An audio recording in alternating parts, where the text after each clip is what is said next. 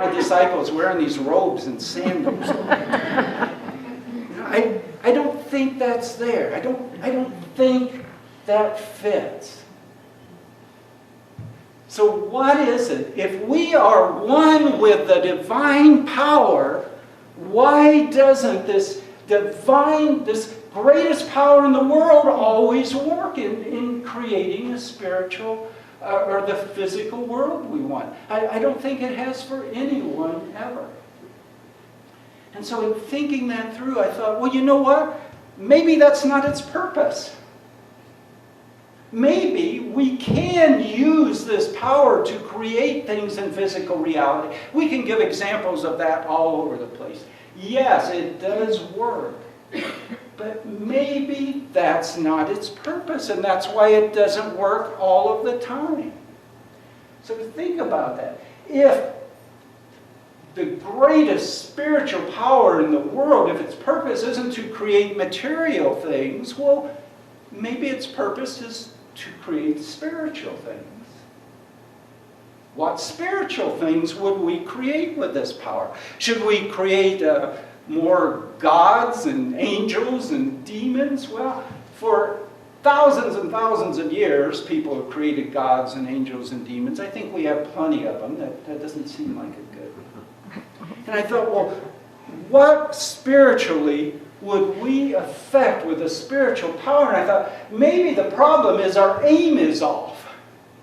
Maybe we're aiming it wrong, because maybe we're aiming this power to the outside, and we should be aiming it to the inside. And if we're taking this spiritual power and we're aiming it inside, what is there to aim it at? Yes. I seldom do this, but I just have to say this.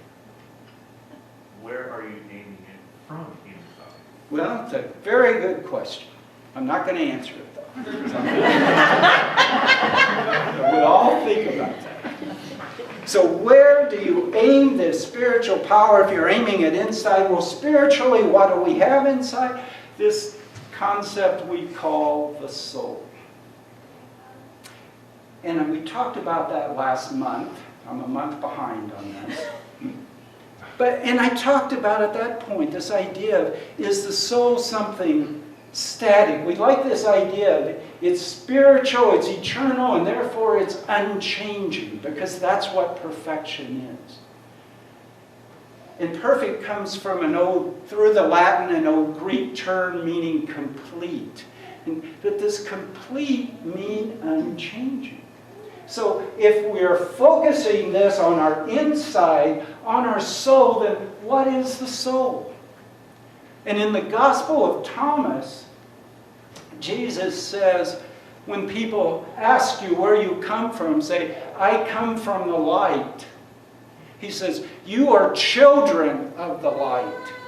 He says, man of light, light shines from him to the world, and if it does not shine, there is darkness. What do we associate spiritual soul with light, with energy?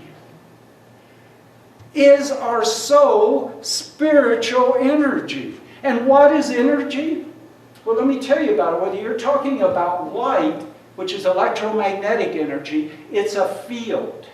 If you're talking about gravity, there's a gravity field. If you're talking about the Higgs boson, there's the Higgs field.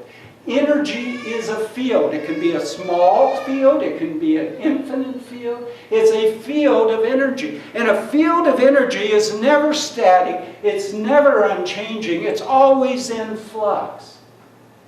And if our soul is this light within us, then perhaps our soul is this energy field, this spiritual energy field. And if we take this creative spiritual power and we focus it on that energy field, and what happens when you do that with an energy field? It absorbs that energy, it expands, it increases, and it shines out. And if we focus the spiritual energy, creative energy on ourselves and on our souls, perhaps we would be the ones to light up that soul, to become that light that's going to shine out to those who walk in darkness.